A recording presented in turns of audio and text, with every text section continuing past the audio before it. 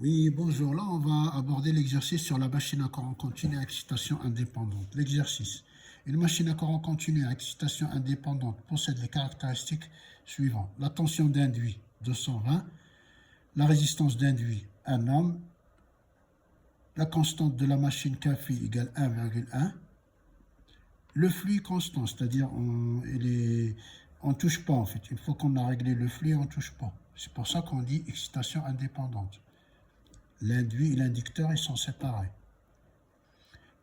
au niveau alimentation. Donc, on va demander de calculer la tension induite, le E, calculer la vitesse angulaire oméga en radians par seconde, la convertir en tours par minute et calculer le couple électromagnétique. Et après, vérifier la cohérence des puissances en jeu. On va regarder ça ensemble. Hop. Voilà, je vous ai préparé deux schémas, un schéma de principe et un schéma électrique. Mais c'est ce schéma électrique qu'on va travailler avec, d'accord? Ça, c'est uniquement pour voir un peu les enjeux, les paramètres. On voit ici l'inducteur, il y a un flux constant, d'accord? Kφ ici égale 1,1 et l'induit qui est ici, d'accord? Donc on alimente ici, ok? Donc on va regarder, on va se concentrer plutôt sur le schéma de calcul, hein, schéma électrique. Donc la tension U est égale à E plus RI. Le courant rentre, donc on est en moteur. Si le courant sort, c'est génératrice, mais là on est en moteur. Donc U, pour calculer la tension induite E, la loi d'Ohm, U égale à E plus RI. U égale à E plus RI. E, on ramène le RI ici, ça fait moins. Donc E est égal à 220 moins 10 volts. D'accord? La chute de tension. D'accord? E est égal à U moins RI.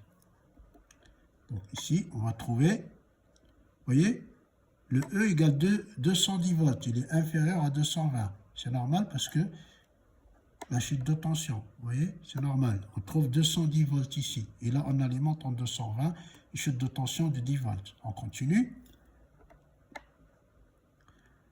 Alors, calcul de la vitesse angulaire. Donc, on part sur le E égale Kφ oméga. Donc, c'est des formules à connaître par cœur. Oméga égale à E sur Kφ. Kφ, on l'a 1,1. Le E 210, on fait le calcul, on trouve 191 radians par seconde. D'accord? On y va. La conversion maintenant. Alors, la conversion, c'est aussi à connaître par cœur. Mais à force de faire les exercices, ça va revenir. Hein. Donc, oméga est égal à 2πn sur 60. D'accord? Tout de suite. On cherche n en tours minute. Donc, vous voyez, le n, je l'isole ici. Je multiplie oméga fois 60. Je divise par 2π. Je remplace et je trouve 1825 tours minute. D'accord? Voilà. Après, calcul du couple électromagnétique. Donc, la formule à connaître aussi par cœur. C égale à Kφi. Ça, la constante, on l'a. Le I, on l'a. Donc, on trouve 11 Nm. Les puissances maintenant. On y va. Puissance absorbée, électromagnétique et joule. On va les voir ici. Vous voyez?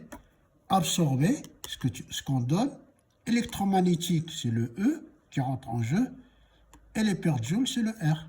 On va le voir. Hop. On revient ici. Hop. Voilà. Électromagnétique, c'est EI. On trouve 2100 watts. 210 fois 10. L'intensité.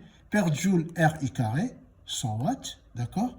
On vérifie, normalement, ce qu'on a donné, c'est la puissance absorbée, vous voyez? La puissance absorbée, c'est la puissance électromagnétique plus les pertes.